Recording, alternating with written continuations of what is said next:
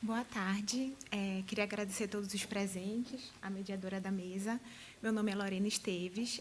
Essa pesquisa é realizada que eu faço no grupo de pesquisa Democracia, Poder Judiciário e Direitos Humanos, com orientação da professora Loiane Prado Verbicaro. E, basicamente, no grupo de pesquisa, eu pesquiso as alterações que as redes sociais e a internet causam no mundo atual e, consequentemente, por causa da globalização, que é o marco central do século que a gente vive. Tá. Então, o recorte que eu quis fazer para o artigo dessa conferência são 2 pontos que são discutidos, mas não necessariamente estão discutidos juntos, que é a liberdade de expressão e a privacidade no mundo globalizado que a gente vive. Bom, eu trouxe alguns aspectos sobre a globalização para a gente entender o contexto que a gente tem que entender se há violação ou não desses direitos. O Paul Virilio, que é um autor muito conhecido, ele fala justamente dessa mudança que a informação tem com o crescimento da internet, que hoje em dia a informação ela percorre e ganha novas formas que antigamente não se via. E esse painel de transformação permanente muda as estruturas de como a sociedade vive. Manuel Kessel, que é um espanhol muito conhecido também, que é um sociólogo, ele sempre estudou as relações de poder que tem na sociedade. E ele fala que, a partir do século XX, a tecnologia, a internet, se tornou não só uma forma de poder. Ele usa a expressão que a sociedade é a tecnologia, porque ela conseguiu abarcar todos os ramos da sociedade. Eu trouxe um pouquinho da relação que alguns doutrinários falam sobre a alteração da internet e como chegamos no cenário atual. Bem, a Web 1.0 é o nascimento da internet, que é a disponibilização de informações na forma digital, que era na forma de hiperlinks e não tinha relação entre as informações. Já a Web 1.2 foi com a criação das redes sociais, que a gente pode entender que o ser humano não estava só recebendo informação, mas ele interagia e também produzia informação. E isso foi um grande marco para a comunicação do mundo inteiro. Já a Web 1.3, ela é uma decorrência de todas as outras, mas ela trouxe a diferença da inteligência artificial. E, a partir dela, os dados nunca mais foram analisados da mesma forma, porque os dados que estão na internet, eles são compatibilizados, eles são relacionados, e tudo que aparece nas páginas pessoais das pessoas tem relação do que ela já pesquisou anteriormente. Essa possibilidade de relação pode ser representada pelos algoritmos. Esses algoritmos, eles fazem justamente o que eu falei anteriormente, sobre essa relação de informações. Só que a gente pode entender que, a partir disso, eu tenho uma propaganda personalizada, que ela pode ser tanto econômica quanto política, e elas acabam se encontrando de qualquer forma, porque a economia está diretamente relacionada com a política no seu financiamento.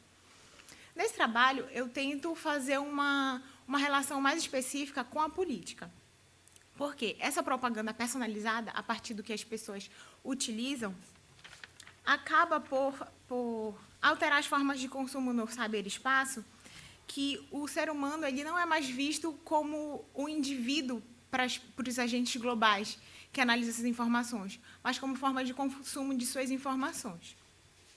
Então, a dicotomia nessa relação é que, ao mesmo tempo que nós somos livres para ter vários conhecimentos, para adquirir várias informações na internet, ao mesmo tempo esses algoritmos acabam direcionando a nossa informação e tudo que a gente recebe.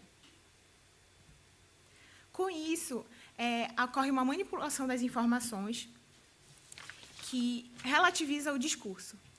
Como a gente vê no Brasil, hoje em dia a gente vive uma polarização política muito exponencial. E a gente pode ver também os algoritmos como uma influência disso, porque, além dos algoritmos, eles também são usados para as fake news.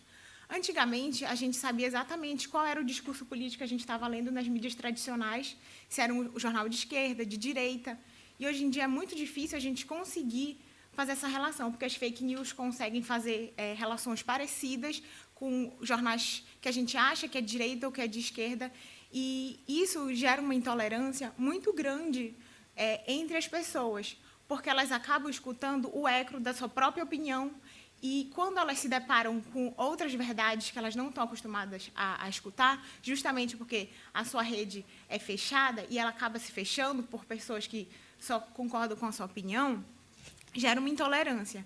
Então, se questiona, realmente no espaço virtual ele é sem fronteiras, ele realmente está aberto para todo tipo de informação e não depende da opinião política, porque os dois lados se polarizam e se fecham em bolhas.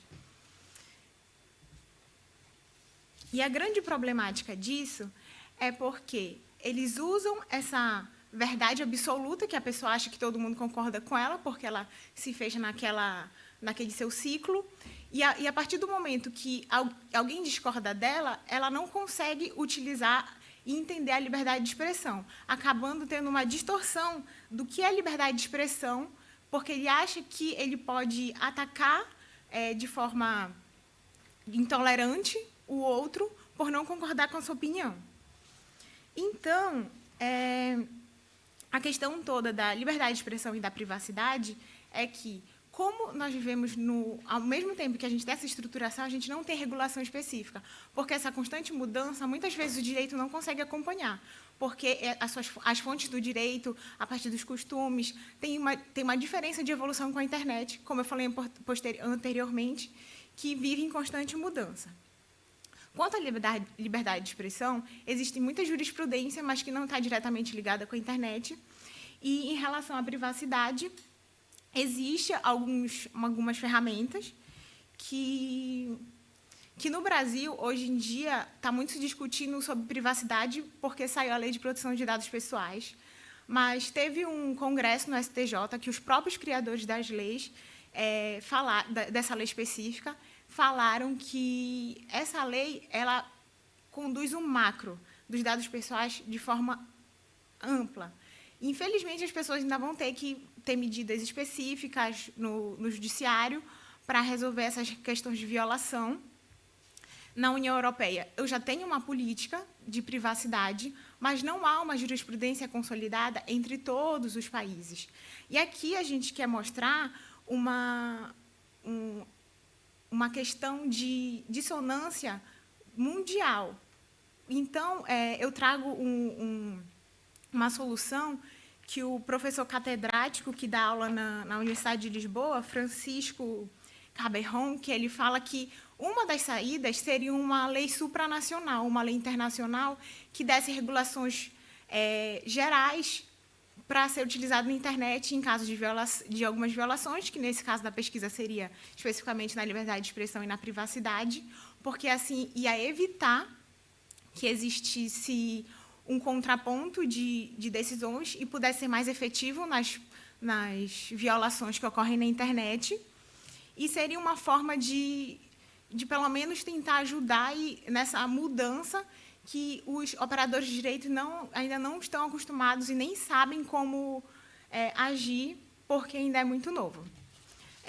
Para complementar o debate, que se falou muito sobre direitos humanos, essa mudança fragiliza diretamente a democracia e os direitos humanos. Não é bem o foco do meu trabalho, mas eu acho que, para enriquecer o discurso do que está falando aqui, essa polarização também fragiliza os direitos humanos. Como os outros colegas falaram, hoje em dia discute direitos humanos no Brasil, principalmente com a ascensão das redes sociais, acaba por ser colocado de lado, como se fosse um discurso de uma pauta política, e isso acaba esvaziando o conteúdo tão importante dos direitos humanos.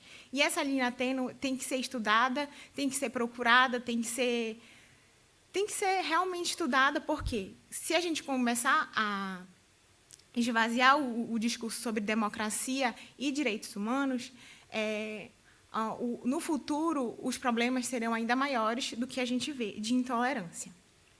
Bom, é isso. Meu e-mail está aqui para qualquer esclarecimento, alguma referência. E obrigada.